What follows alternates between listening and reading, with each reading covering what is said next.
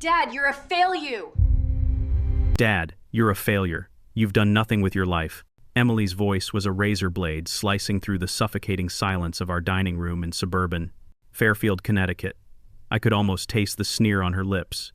Across the table, Linda, my wife, let out a laugh, cold, brittle, and cutting, tightening her grip on her wine glass. "He's right, you know," she added, her voice laced with an exhaustion that was meant to crush me. Their words struck like punches, one after the other, yet I sat there, a quiet storm brewing inside.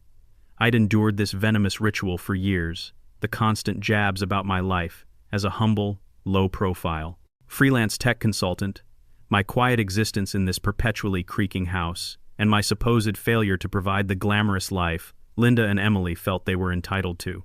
But tonight, something snapped.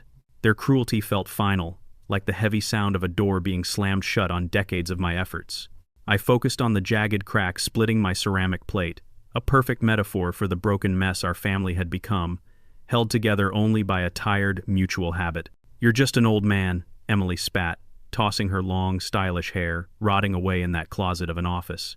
Linda just chuckled, the sound as chilling as the expensive white wine she was sipping. My chest was burning, a slow, agonizing fire, but I kept my face a perfectly blank mask. Years of swallowing their insults had taught me a terrible patience. I thought of the countless sacrifices, the late nights spent working to keep the bills paid, the money I'd quietly siphoned away for Emily's elite college tuition, the funds I'd used to buy Linda's gaudy jewelry, which she'd then flaunt to her judgmental friends at the country club. All of it, all of my effort, had led to this moment. "You're a burden," Linda declared, her voice low, almost bored, as if discussing the weather. "We barely scraped by because of you." That was it. The dam broke. My fingers, tight with suppressed rage, brushed against the worn, cracked screen of my old phone in my pocket. It felt heavy, not with physical weight, but with the immense weight of an untold truth. "You think you know me?" I asked, my voice steady, betraying none of the turmoil inside. They froze, startled. They hadn't expected me to speak, let alone with a voice that held firm ground. I slowly pulled the phone out, tapped the screen, and held up a simple screenshot. The cold light from the phone cast sharp, deep shadows on their faces. Their reactions were immediate, visceral, and utterly gratifying. Emily's mouth fell open, a silent "oh," and her hand flew up to clamp over her lips. Linda's wine glass slipped from her numb fingers, shattering on the polished wood floor, the expensive wine pooling like dark blood. The room went utterly silent. The only sound was the irritating, steady tick-tock of the clock on the wall. I didn't utter another word. I didn't need to. Whatever blinding truth they'd just seen on that tiny, cracked screen had done all the talking for me. I stood up, the chair scraping loudly across the floor, and walked away. Their shocked, wide eyes tracked my every move, but I never once looked back. My steps echoed in the hallway, each one heavier than the last, marking a decisive shift. I made it to my sanctuary, my office a cramped, dusty room stuffed with old tech books, and my wheezing, ancient computer. I closed the door firmly behind me, the lock clicking shut, finally sealing out their sharp, frantic voices. I sank into my worn chair, the phone still warm in my hand. My heart hammered against my ribs, but it wasn't fear, it was an electrifying surge of life. For the first time in years, I felt completely alive. I set the phone down. They didn't have a clue what I'd been building in the silence, what I'd been quietly hiding for all these years. But they would know. Soon, they would understand everything. Before I continue my story, if you're enjoying this account of sweet revenge, please take a moment to like this video, subscribe to my channel, and let me know where you're listening from in the comments below. It helps me share more stories like this one. From the safety of my office, the locked door a fortress, I could hear their escalating panic.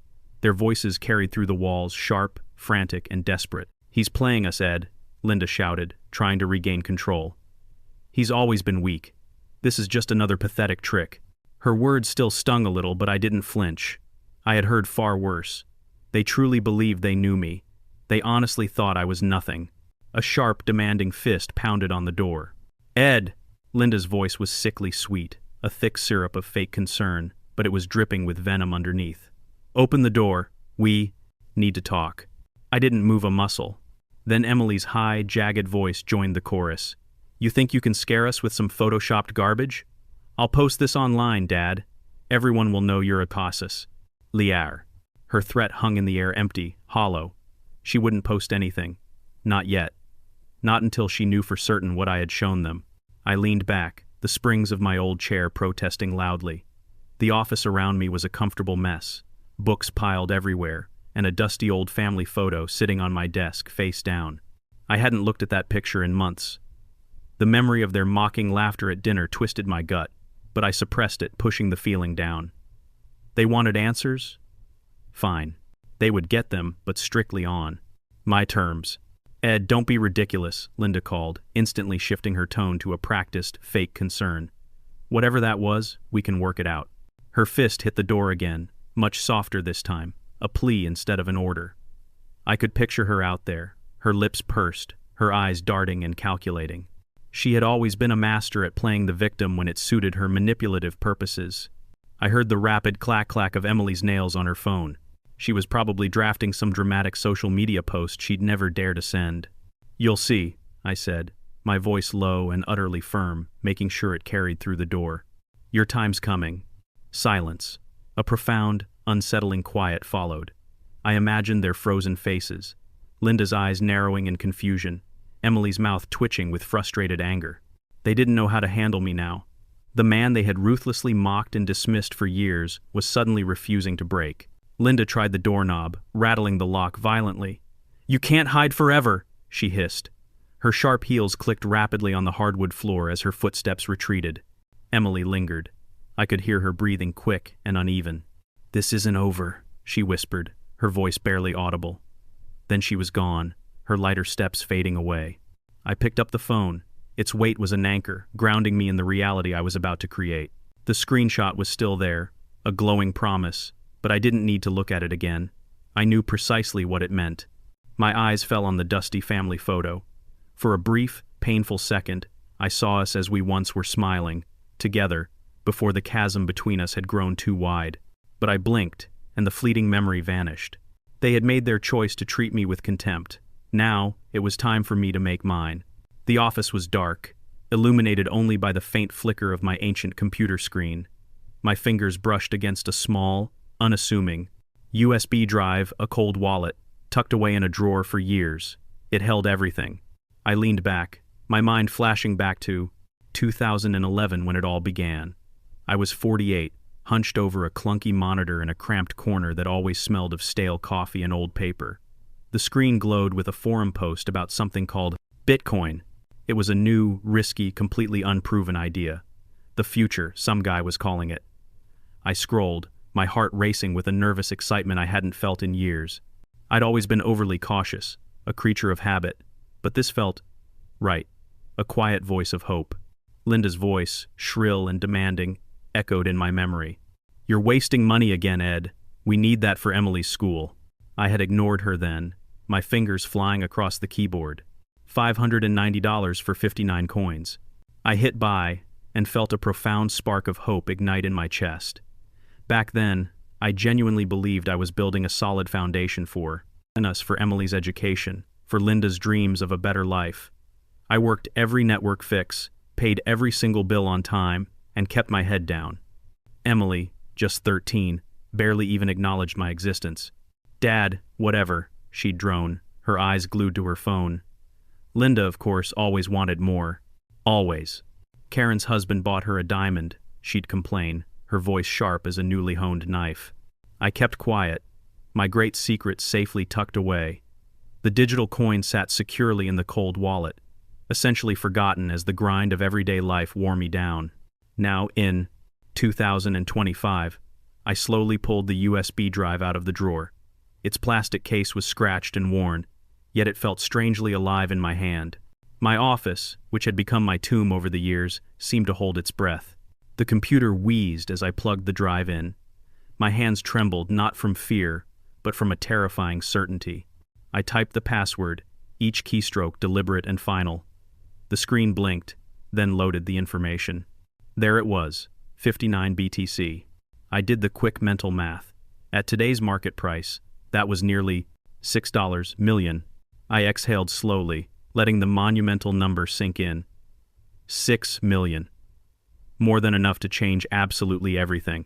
My eyes stung, not with joy, but with a cold, pure rage. I had given them everything, my years, my money, my self-respect, my very pride, and they had repaid me by spitting it back in my face. Emily's voice at dinner, calling me a failure. Linda's laugh, cold and cruel. They didn't deserve this wealth. Not anymore. I leaned forward, the old chair creaking its protest.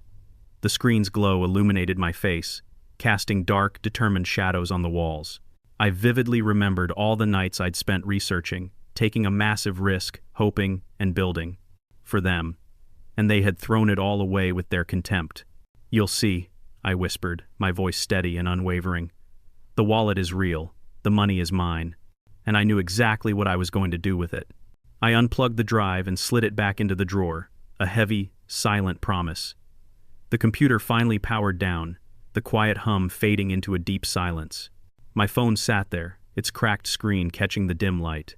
I picked it up, my thumb hovering over a number. An attorney I had quietly found weeks ago just in case. My finger pressed down, initiating the call. The line rang once, twice. A calm, professional voice answered. "Mr. Harlow, how can I help?" I smiled, my eyes fixed on the dark phone screen. "We need to talk," I said. The lawyer's office in downtown Fairfield smelled of expensive leather and raw ambition. Sunlight streamed through the tall windows, glittering off a large glass desk piled high with important-looking papers. I sat across from Mr. Harlow, a man with a perfectly crisp suit and eyes that were even sharper. My pen hovered over a contract, perfectly steady, just like my pulse. "Selling 5 coins will net you $500,000, Harlow said, his voice clipped and precise. "What's the next step?" I signed my name, the ink flowing smooth and deliberate. "Keep it quiet," I replied. "That's all for now." He nodded once, sliding the papers neatly into a pristine folder. The deal was sealed. I left his office, my steps light on the polished marble floor. Outside, Fairfield was buzzing, cars humming, leaves rustling in the crisp June breeze. My phone remained silent in my pocket, its cracked screen hiding a massive truth. 5 Bitcoins sold. $500,000 deposited, and Linda and Emily had absolutely no idea. The thought made my chest hum, not with pride, but with a deep, cold purpose. They had ruthlessly mocked me for years, branded me a failure. Soon, they would all see. Back at the house, Linda was waiting in the hallway, her arms rigidly crossed. Her blonde hair was pinned tightly in a perfect bun, but a single strand had escaped and hung loose, betraying her raw nerves. "Where were you?" she demanded, her voice honeyed, a deceptive sweetness that was sharp as a blade dipped in sugar. Her bracelet jangled with her impatience as she tapped aggressively on her phone. I tossed my keys onto the hall table. The clink was loud in the quiet, tense house. "Out!" I said, brushing past her. The air reeked of furniture polish and suffocating tension. She followed me, her heels clicking rapidly. "Don't play games, Ed. I found that lawyer's card tucked away in your office drawer." Her eyes narrowed, fiercely searching my face for any hint of guilt or fear. I kept my expression utterly blank, but inside, I let myself smile. She'd been snooping, just as I had anticipated. "You're up to something," she hissed, stepping closer, invading my space. "What is it?" I merely shrugged, my silence a solid, impenetrable wall. "You'll find out soon enough," I said, my tone calm, bordering on bored. Her lips pursed tightly, her fingers twitching violently around her phone. I headed to the kitchen and poured myself a tall glass of water. Linda lingered in the doorway, her shadow stretching long and dark across the linoleum floor. "You've never given me what I won." "Deserve," she spat, her voice low and brimming with bitter resentment. "All those years, scraping by, while my friends lived so much better." I sipped the water slowly, letting her empty words slide right off me. She wanted wealth, status, the life she envied at the golf club. She had never once been willing to work for it, yet she blamed me for her lack. Always me. I set the glass down with a sharp, final clink. "Things are about to change," I said, meeting her gaze head-on.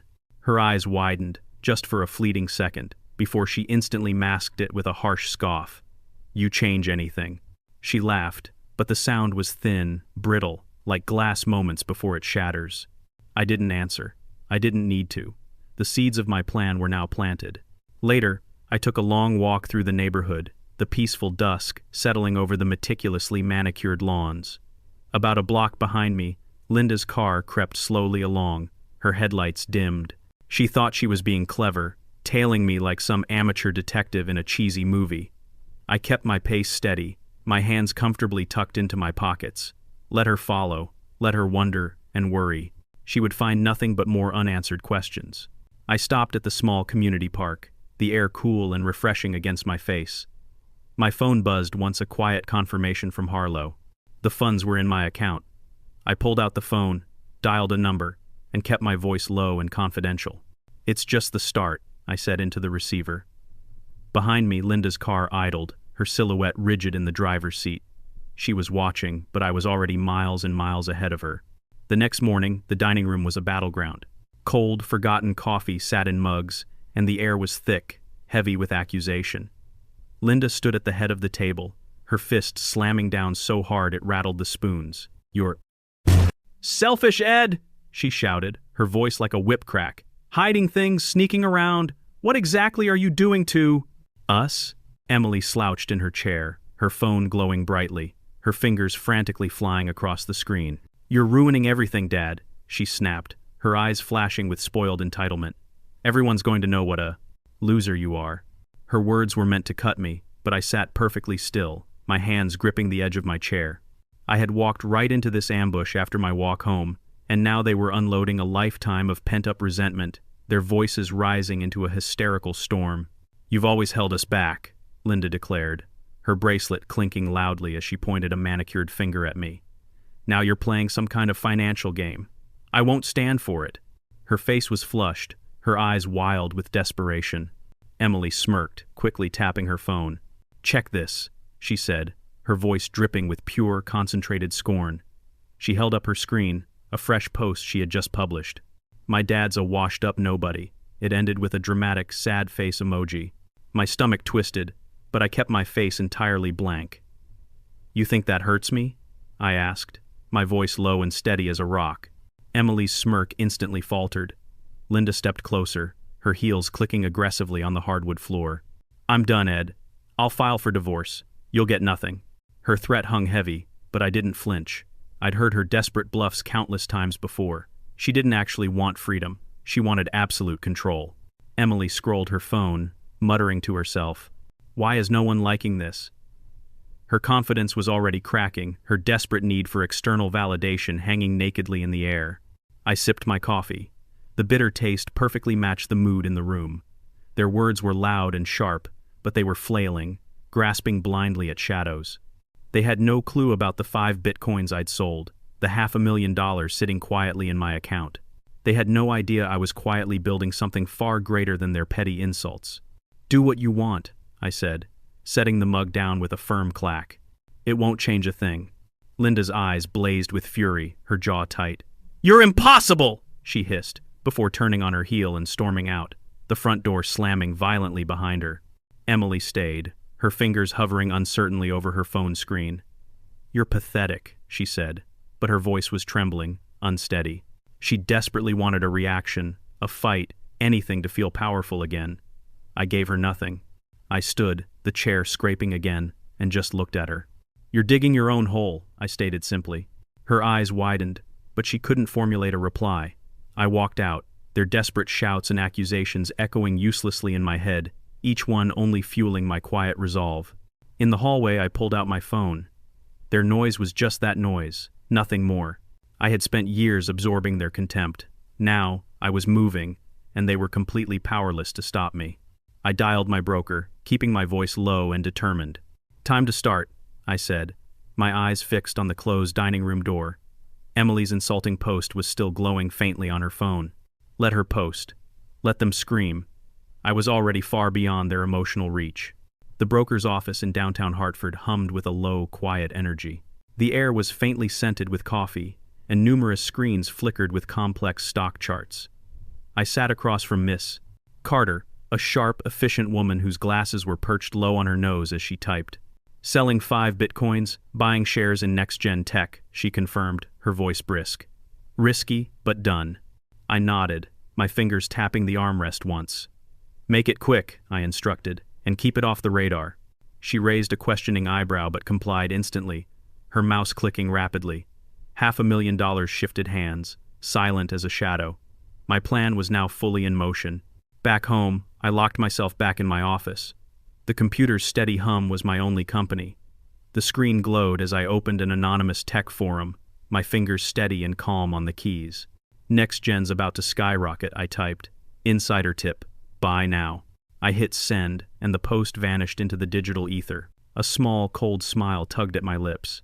I knew Linda's friend, Susan, had been bragging about Next Gen at the golf club, and I knew Linda had been listening, her eyes bright with greedy avarice. She would absolutely take the bait. They all would. Later that week, I stood at a lavish charity gala. The room was vibrant, alive with the delicate clinking of glasses and soft, elegant laughter. White tablecloths gleamed, and the air was perfumed with expensive flowers. I had quietly donated $50,000 to a local homeless shelter, and now people were shaking my hand, their smiles warm and genuine. Mr. Cunningham, you're a blessing, a woman said sincerely, handing me an official thank you letter. I nodded, the thick, crisp paper feeling substantial in my hand. For years, I had been utterly invisible. Now, eyes followed me, filled with respect. It felt good, but it was a side effect, not the actual goal. My phone remained tucked away, silent, but heavy with significance. I'd checked it earlier. My anonymous forum post was gaining serious traction, the likes piling up. Linda was home, I knew, probably scrolling frantically, her all-consuming greed pulling her straight into the trap. I pictured her, eyes glued to her screen, whispering excitedly to Susan about this next big thing. She would invest everything she had, blind to the coming crash. The thought steadied me like a compass pointing true north. At the gala, a man clapped me on the shoulder. "Heard you're making waves, Ed," he said admiringly. I gave a vague, modest smile. "Just helping out," I replied. The letter in my hand felt like a shield proof of the man I was capable of becoming. Linda and Emily saw a failure. These people saw a giver. Soon, they would all see the truth. I left the event, the cool night air a welcome contrast to the warmth inside. Back at the house, Linda was sitting in the living room, illuminated by the cold glow of her phone. "Susan says Next Gen's a goldmine," she said, her voice eager, not even bothering to look up at me. "I'm putting everything in." Her fingers quickly swiped, sealing her financial fate. I paused with my hand on the stair railing. "Good luck," I said, my tone flat, emotionless. Her eyes flicked up, suspicious, but I was already moving, heading to my office. I shut the door and the lock clicked with a profound finality. The computer screen waited, dark but ready. Linda's words echoed in the small room. "Everything," she'd said. "Everything." My smile grew cold and absolutely sure. I sat down, my fingers brushing the edge of the phone. The next critical step was close, and I was entirely prepared. The dining room was a true mess. Coffee mugs were scattered, a napkin lay crumpled on the floor. Linda stood by the table, her phone pressed hysterically to her ear, her voice reaching a shrill, hysterical pitch. "What do you mean?" "It crashed. I lost $40,000. She spun around, her eyes wild, mascara streaking down her cheeks like war paint. Emily hovered near the doorway, nervously biting her nail, her phone dark and forgotten in her hand. I sat calmly at the table, leisurely stirring sugar into my coffee, the spoon clinking softly. Their absolute panic was a symphony, and I was the conductor. Linda slammed her phone onto the couch. The impact was muffled by the cushions. "You did this, Ed!" she shrieked, pointing a trembling finger at me. Her hair was a tangled halo, her bracelet jangling frantically. "You sabotaged me." I merely raised an eyebrow, my face utterly calm. "Did I asked, my voice low, almost amused. Her accusation had no teeth, no actual proof. I had worked through my broker, ensuring everything was clean, professional, and completely untraceable back to me. Next Gen stock had plummeted, crashing precisely as I had engineered it to. Emily shifted nervously, her eyes darting between us. "Mom, maybe it's not him," she suggested tentatively, her voice small. Linda whirled on her, pure rage in her eyes. "Don't defend him. He's ruined." "Us!" Emily flinched, her fingers tightening around her phone. She looked utterly lost, her typical spoiled confidence completely gone. I sipped my coffee, the bitterness sharp and satisfying. Linda's credit card debts and personal loans had become her noose.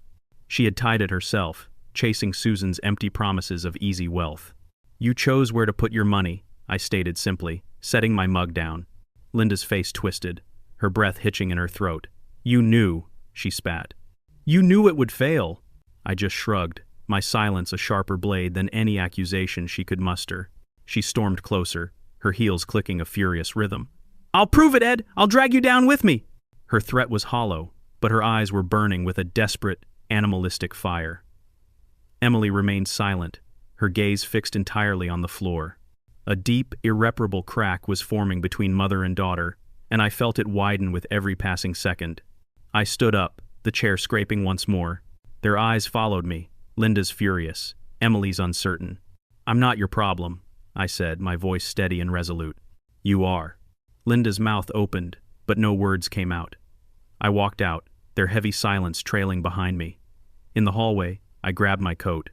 The official letter of thanks from the charity was still tucked securely in the pocket.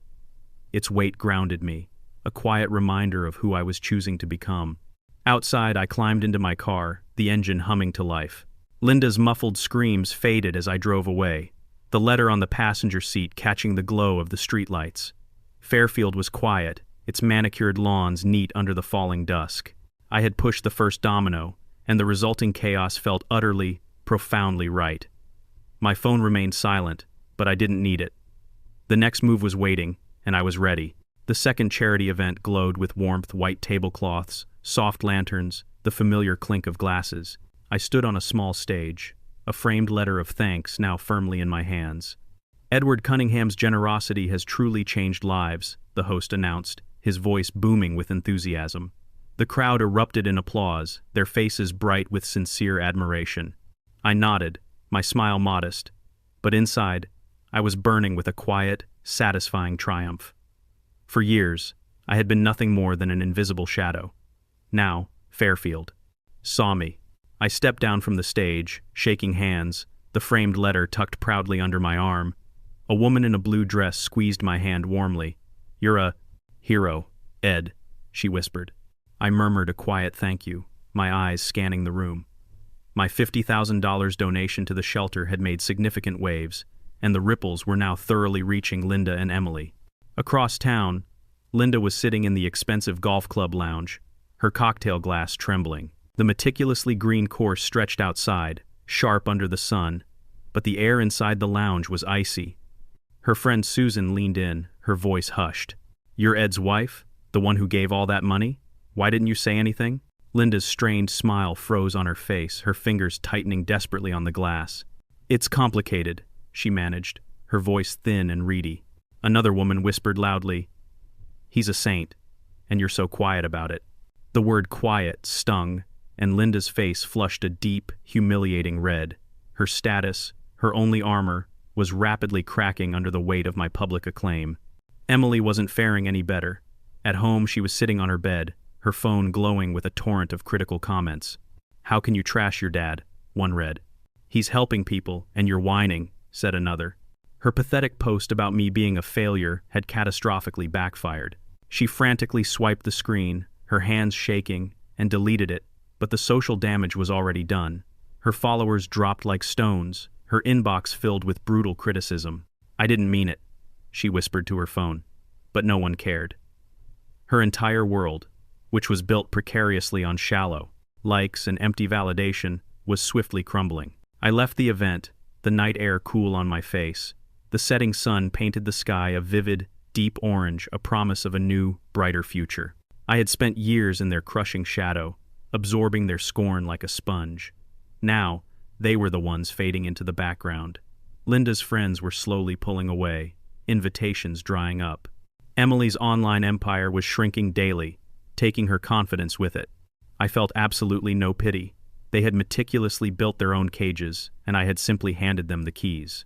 I drove home, the framed letter resting securely beside me. Its words, gratitude, respect, were a solid shield against their emotional venom.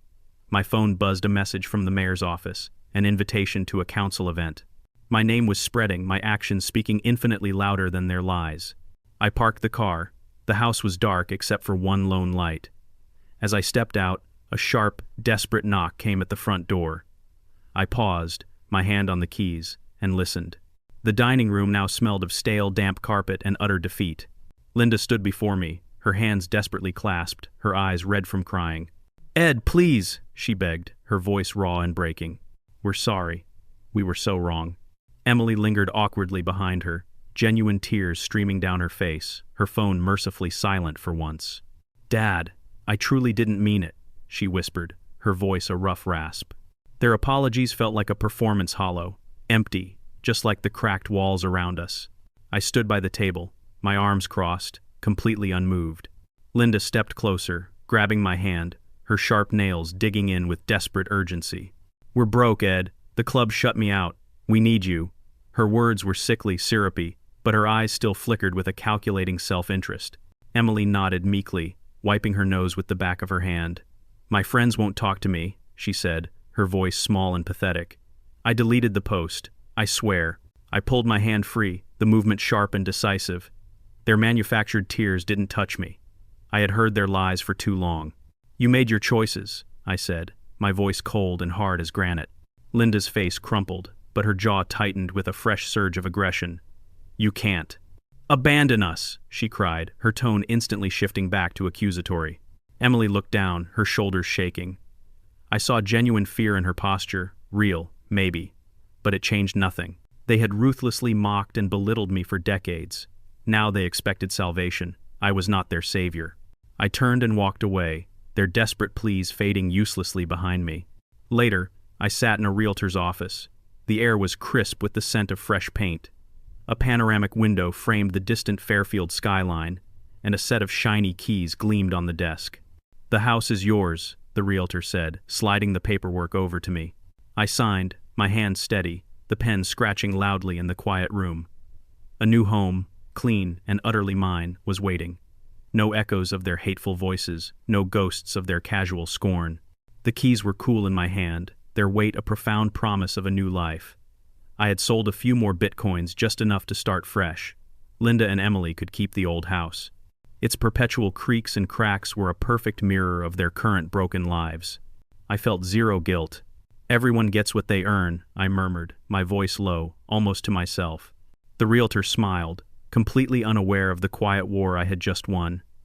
She handed me the keys. Their jingle sounded bright, like a tiny bell ringing for freedom. I drove straight to the new house, its windows dark but welcoming. I parked, staring at the clean, modern lines and the empty rooms, waiting for a life I would finally build entirely alone. My phone buzzed. A message from the city council. They wanted me to speak at their major annual fundraiser. My name now carried real weight, a currency Linda and Emily could never hope to touch. I stepped out of the car, keys in hand, when the phone rang again. I answered, my voice calm and collected. "I'll be there," I confirmed. City Hall smelled of polished wood and hard-won pride. I stood at the podium, the cool weight of a brass medal heavy in my hands. "Edward Cunningham's $1 million donation will truly transform our community," the mayor announced, his voice booming and amplified. The crowd erupted, their applause washing over me like a wave. I nodded, my face showing a humble gratitude. But inside, I was soaring. Linda and Emily were sitting discreetly in the back row, their faces pale, their eyes fixed on me. No one even glanced at them. They were literal ghosts in my triumphant moment. I scanned the room. Wooden beams, flickering chandeliers, the faint lingering scent of expensive coffee. Linda clutched her purse, her knuckles bone-white. Emily hunched low, her phone hidden uselessly in her lap. I watched Susan, Linda's old golf club friend, turn her head away when Linda leaned in to whisper something. The rejection was sharp, a pure blade piercing Linda's final thread of pride. Emily's shoulders shook, her usual brassy bravado was completely gone. I felt no pity. They had built this cage. "Thank you," I said simply, my voice ringing steady and clear. "This is for Fairfield." The crowd cheered again, their faces warm, open, and accepting. For years, I had been the quiet, overlooked man in the corner. Now, I was their hero. The gleaming medal was a solid symbol of everything I had. Earned. Linda's lips moved, a silent mutter. "It's a lie." But no one cared enough to listen. Emily's eyes darted frantically, seeking a non-existent escape. Later, I packed the very last box in the old house. The dining room was a wreck. Cracked walls, a thick layer of dust on the table, the air heavy with neglect. My footsteps echoed loudly as I carried the box out to the car. Linda and Emily could keep this place. Its relentless creaks were a mirror of their current broken existence. I didn't look back. The keys to my new house jingled in my pocket, their sound bright and clear like a triumphant bell. I drove to the new place, its large windows catching the last glow of dusk. The air inside was clean, sharp with the promise of fresh paint. I set the heavy metal on a bare shelf, its shine soft in the empty room. The silence was mine now, not theirs. No arguments, no scorn, just space to breathe and live. I walked through the house, my steps light on the new hardwood. This was what freedom truly felt like. Outside, Fairfield settled into the evening, the streetlights casting a soft golden glow on the lawns. My phone stayed quiet, but the mayor's words rang in my head. $1 million. A legacy. Linda and Emily had lost more than just money. Their status and their social allies were all gone. I had taken nothing from them that they hadn't brutally thrown away themselves first. I sat at the kitchen counter, the new keys beside me, their edges catching the light. The house was utterly still, yet it felt vibrantly alive with possibility. Then, a sharp, insistent knock came at the door. I stood up, my hand brushing my phone. My fingers paused over the screen, ready. The knock came again, louder, more desperate. I opened the door. There they were, Linda, her face streaked with runny mascara, and Emily, eyes red, clutching her own arms. "Ed, please," Linda said, her voice completely cracking. "We're done for. You have to help us." Emily nodded miserably, her voice barely a whisper. "Dad, we messed up. We're sorry." Their words were dripping with desperate need, but I could still hear the old, familiar venom just beneath the surface. "You've done nothing," Emily added, her eyes flickering with a final spark of entitlement. "But we need you now." I stood calmly in the doorway, my face a carefully constructed mask. The room behind me smelled of clean, fresh paint, the hardwood floors gleaming under a single lamp. A clock ticked steadily on the wall, its rhythm firm and unrelenting. "Come in," I said, my tone flat and even. They shuffled inside, Linda's purse dangling awkwardly, Emily's sneakers scuffing the clean floor. The minimal clean space felt far too sterile for their messy chaos. I closed the door. The sharp click was deafening. Linda launched into her story, her hands wringing desperately. "The debts are crushing us," she said, her voice rising to a frantic pitch. "The club's gone. My friends are gone. You're our only hope." Emily sniffled, her eyes glued to the floor. "No one talks to me anymore," she mumbled. "I lost everything." Their apologies were thin, transparent, a desperate performance to save their own privileged lives. I had heard it all, before their lies dressed in tears. I pulled my phone from my pocket, its cracked screen catching the clean light. "You think I've done nothing?" I asked, my voice low and deliberate.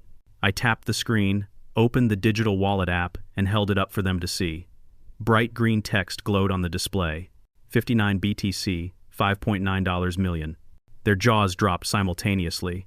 Linda gasped violently, and Emily sank onto the modern couch, suddenly weak.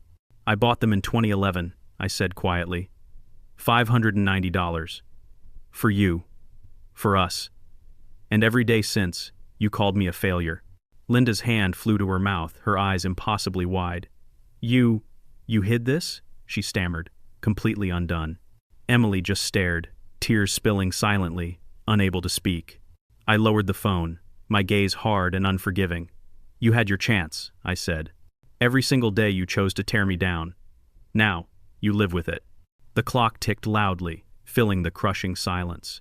Their faces were frozen in the devastating realization of the wealth they had scorned and lost. The truth was a weight they could not lift. I turned, walking slowly toward the door. "Ed, wait!" Linda cried, falling to her knees, her hands clawing desperately at the air. Emily sobbed hysterically, gripping the couch for support. I didn't stop. "You're cruel!" Linda shouted, but her voice broke under the weight of her desperation. I opened the door, the cool night air hitting my face.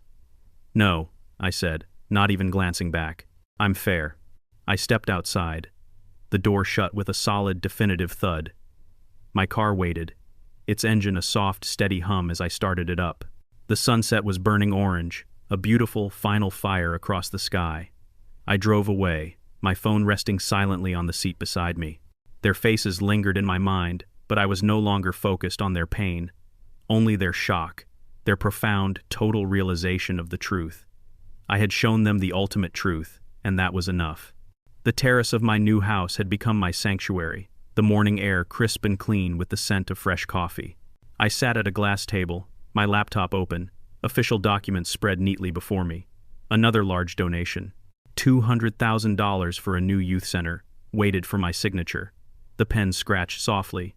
Each stroke was a step further away from the toxicity of the past. Fairfield stretched out beyond the railing, its roofs glowing gold in the morning. Sunday I was home, not just in this new beautiful house, but finally, wholly, in myself. Across town, Linda and Emily were working at a local diner, their lives a stark, brutal contrast to mine. The place was loud, reeking of fried potatoes and cheap grease. Linda wiped tables, her stained apron tight, her movements sharp with bitter resentment. "He did this to us," she muttered bitterly to a coworker, tossing a rag onto the counter. Her voice was tired, defeated. Emily carried a tray, her steps slow, her eyes downcast. "Mom, stop," she said, her voice flat, devoid of emotion. "We did this." The tray wobbled precariously, the plates clinking, and she steadied it, her phone silent and forgotten in her pocket. I had seen them once from a distance, their faces drawn, their pride entirely gone. They worked simply to survive, their former status nothing but a painful memory.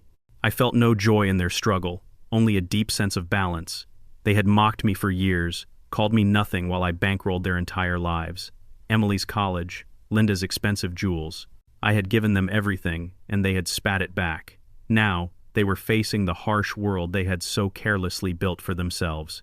My laptop pinged. A message from the charity. "Your generous gift will change lives." I smiled, the words warming me from the inside out. The terrace was quiet, save for the gentle rustle of leaves. I had found my true purpose here in giving, in building something meaningful. The cold wallet, still locked safely away, held millions more. But it wasn't the money that had truly freed me. It was the simple, profound choice to walk away, to finally live for myself. I stood, my coffee mug warm in my hand, and stepped to the railing. The sunset painted the sky soft, final, a closure. I thought of the old house, its constant creaks and shadows, and all the years I'd spent shrinking under the weight of their words. I had carried their burden for too long, no more. I gave them everything, I whispered to the evening air. Now I'm free. The mug warmed my hands, the sky deepening to a calm, restful purple. Fairfield was mine now, not as a conqueror, but as a man who had finally found his place and his worth. Linda and Emily would keep going. Their lives were now entirely their own to mend or break. I didn't hate them. I didn't need to. I had found something infinitely better. Myself. The horizon glowed, and I knew I was truly home. If you enjoyed hearing this story of quiet revenge and self-rediscovery, please give this video a like, subscribe to the channel, and share your thoughts and impressions in the comments below. Thank you for listening.